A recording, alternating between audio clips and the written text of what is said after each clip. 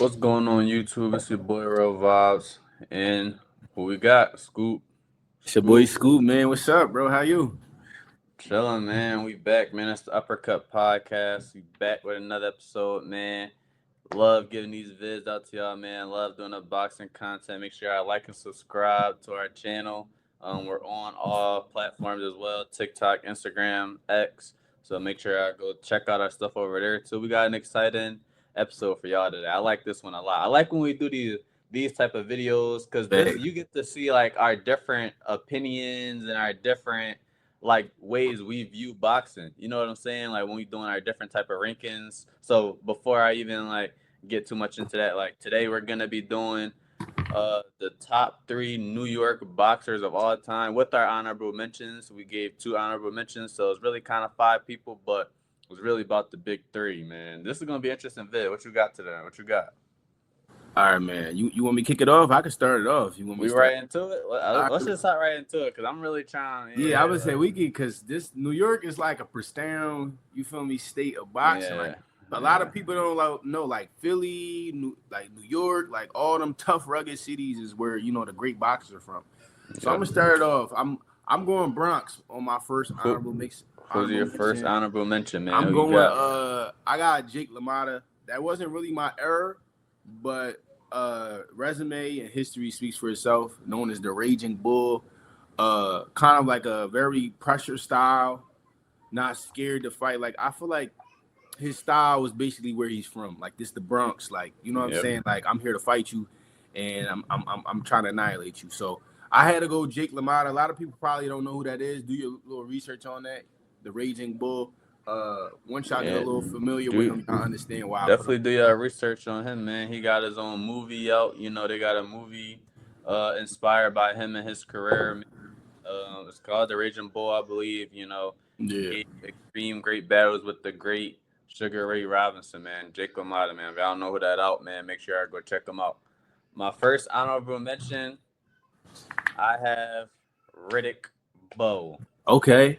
I felt like you I was gonna put him on there on your honorable too. I'm like, he probably I put got him on my honorable mention. The one they called Big Daddy, man.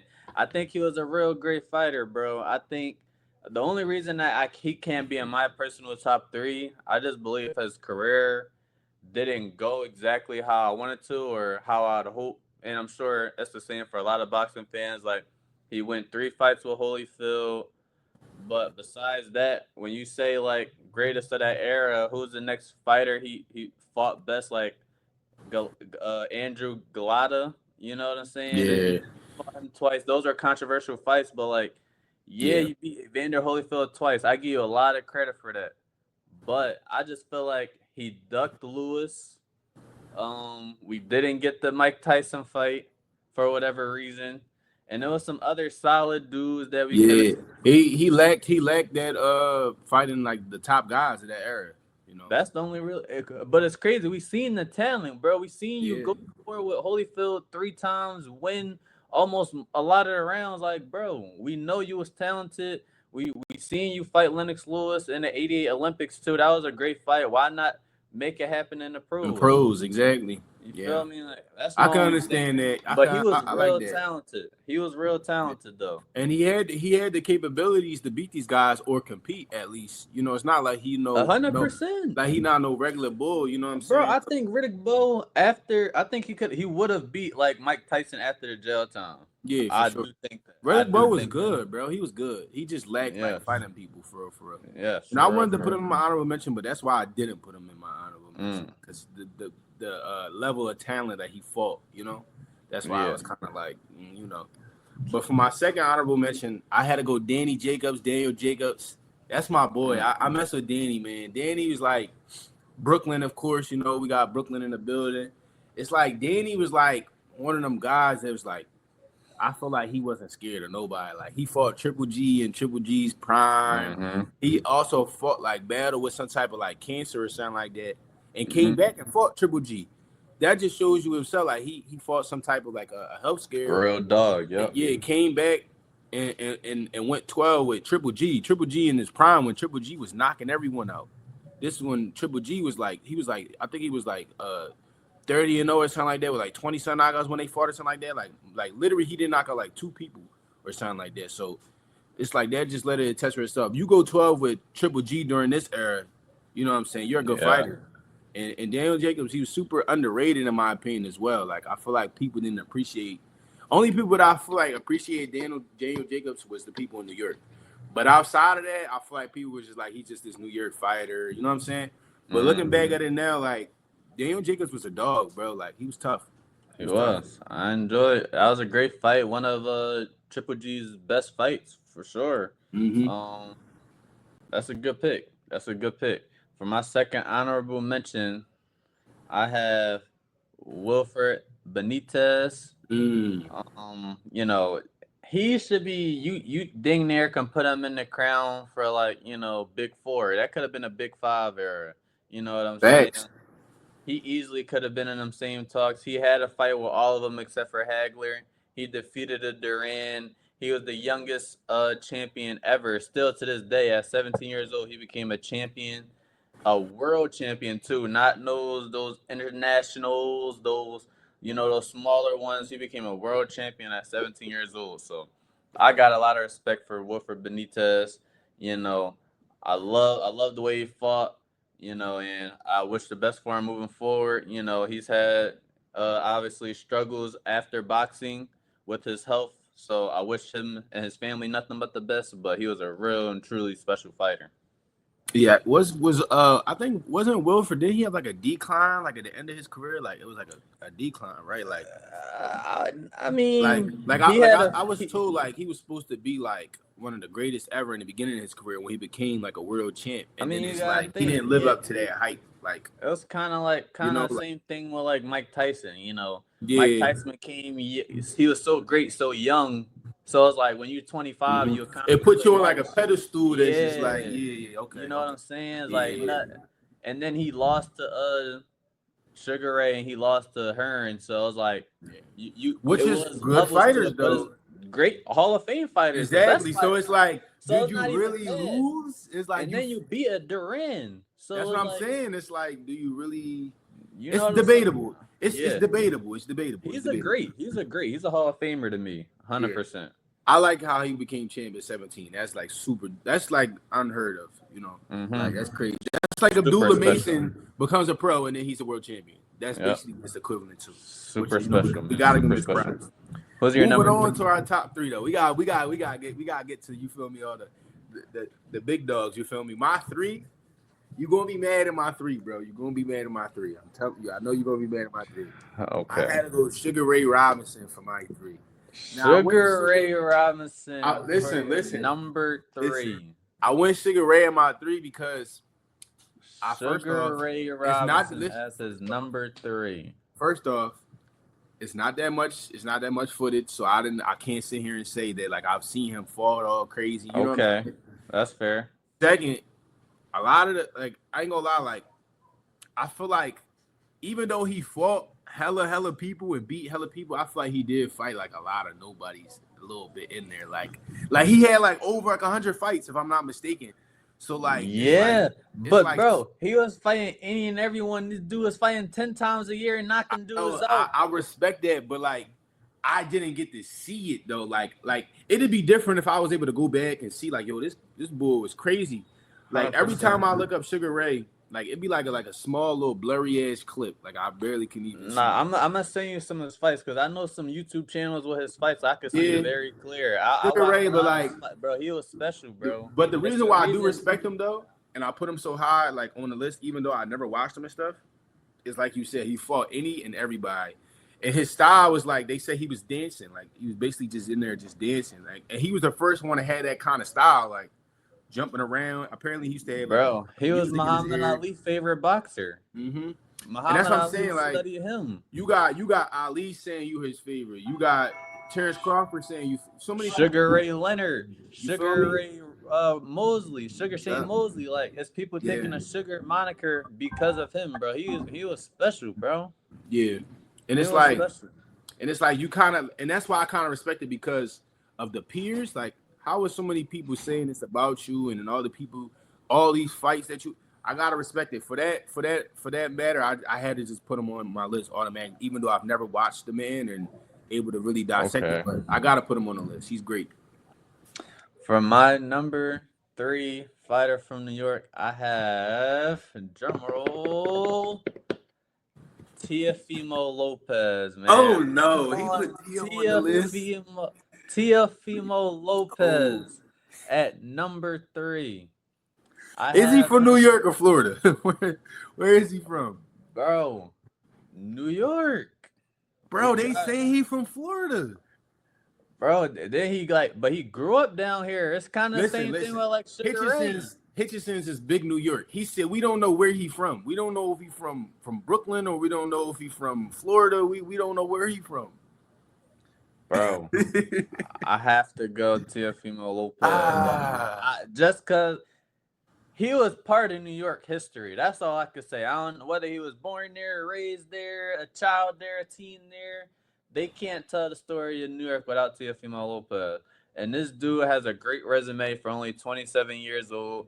He's fought literally legends of the sport. Josh Taylor and Lomachenko will be Hall of Famers, and he's beaten both of them at their absolute best. Josh Taylor was at his absolute best. He was undefeated when Teofimo took him off. We know what Lomachenko represents in the sport of boxing, and Teofimo basically it was easy for me to score. It wasn't can even I that can close I for say me. one thing though What's going about on? that fight? Because I'm a little skeptical on this. I know he beat Lomachenko. When it's all said and done, I scored it probably the same you did. I think it was pretty clean.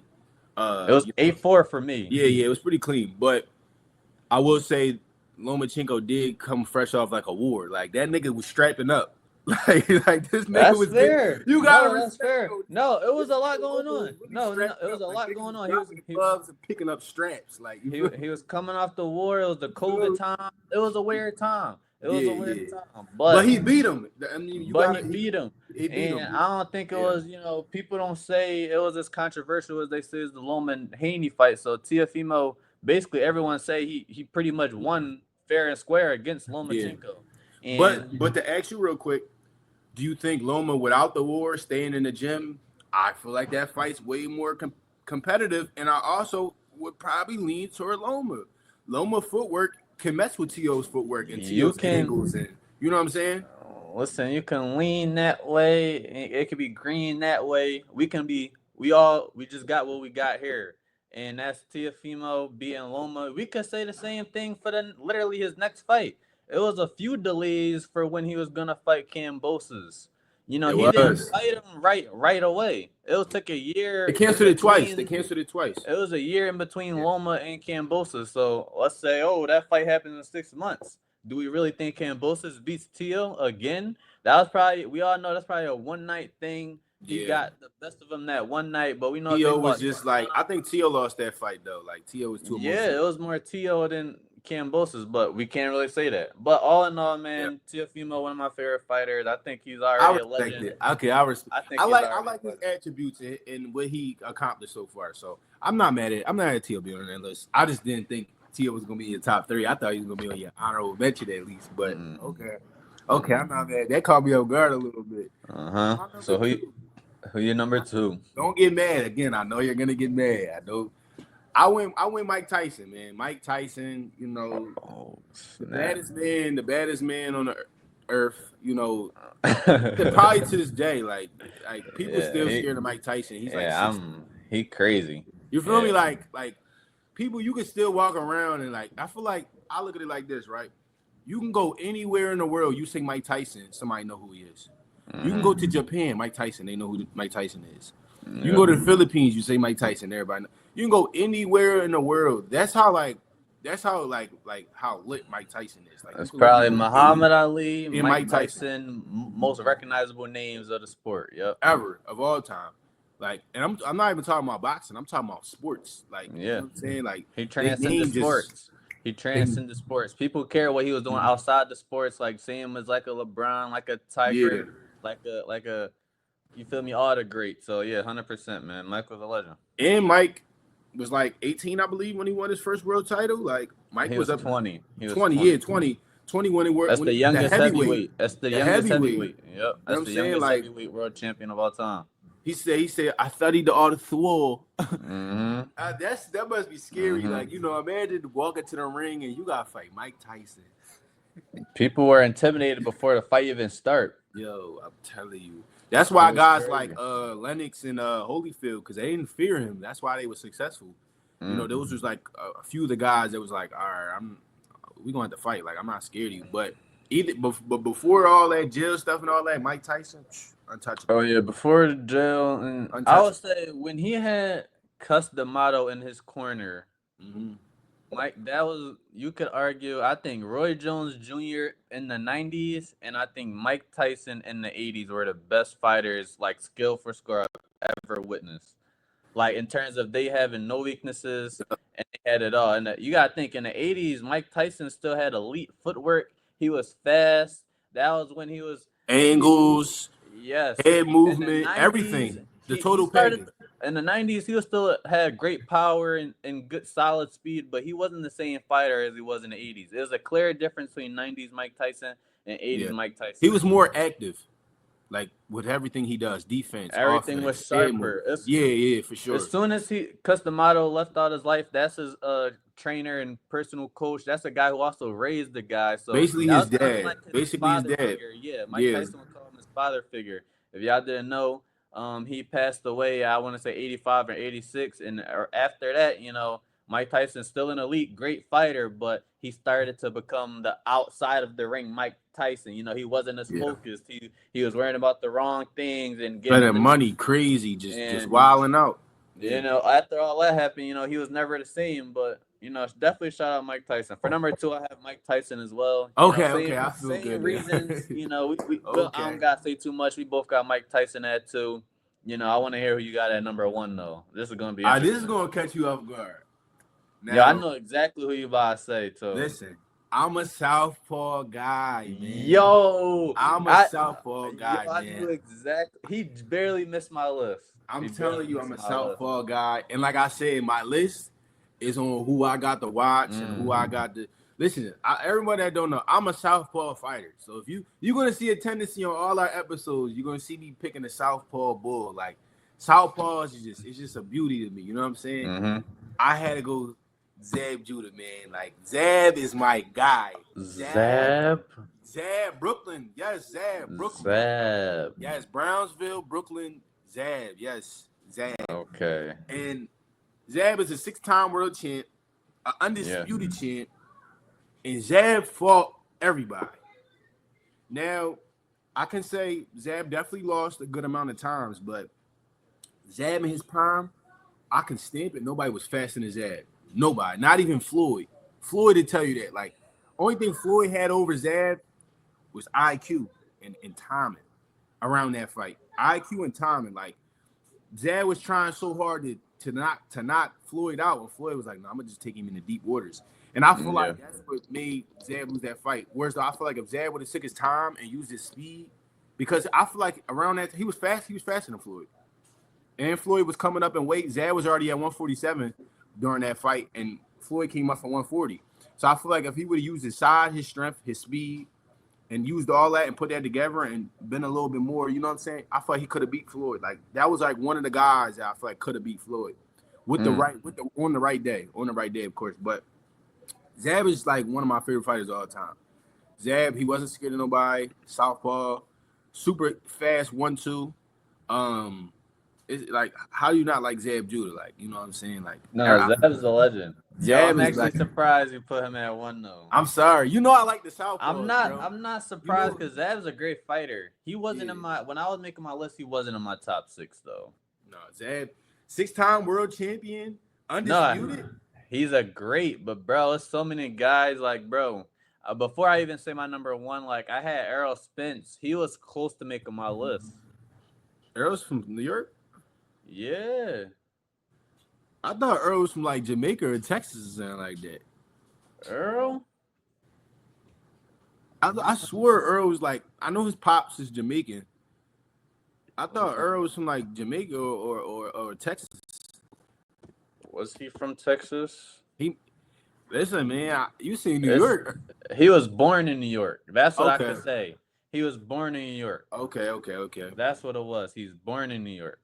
Yeah, but I think he was But brought he up he in might have been like he Dallas. might have made his name known in Houston. You could be right about that because I Yeah. definitely know he spent a lot of time in Houston. But all in all, let's get to my number one man. Let me None see. other than Sugar Ray Robinson, man. I knew It's he was it's going to do it's it. Sugar Ray, man. I honestly consider Sugar Ray. And it's hard to rank boxers all the time, but I do have Muhammad Ali, and then I have Sugar Ray Robinson. I think he's But you're done two a all lot. time. I'm talking about all time. Talking about what he's done for the sport, what he's accomplished. You gotta think his first 129 fights, he was 128-1, bro, and that's basically before like 30 years old. He was boxing for 20 years. Mind you, a lot of all of those fights were going 15 rounds. So even though he was getting hella knockouts, sometimes you had to go into deep waters. He is that kind of athlete where I think he would have been able to go in any era as well. Then once you go and actually look at his highlights, it's the reason that Muhammad Ali wanted to be like him. He was faster than ever, but he had power. He was graceful. He was like Sugar Ray Leonard, but with more power. That's what y'all gotta understand. Sugar Ray Leonard is a crazy fighter. Imagine him with more power. That's Sugar Ray Robinson. Everyone gets the Need name to do Sugar from y'all, somewhere. It's y'all Sugar need to Ray. do y'all research on Sugar Ray Robinson. If y'all don't know or never seen him fight, y'all just hear that name a lot, see that name a lot. It's the reason they call him a legend.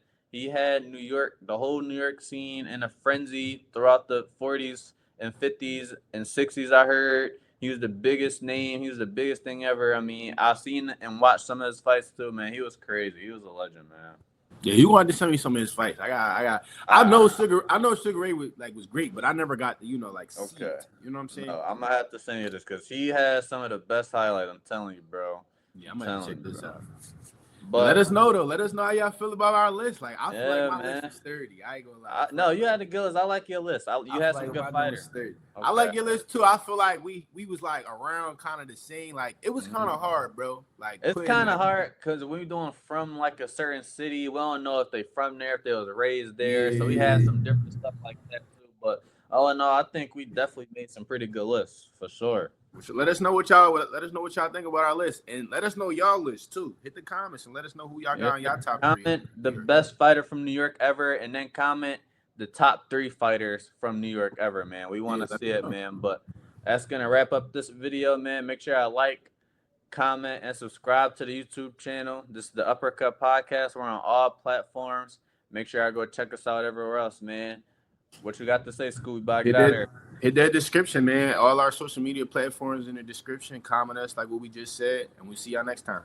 Yes, sir.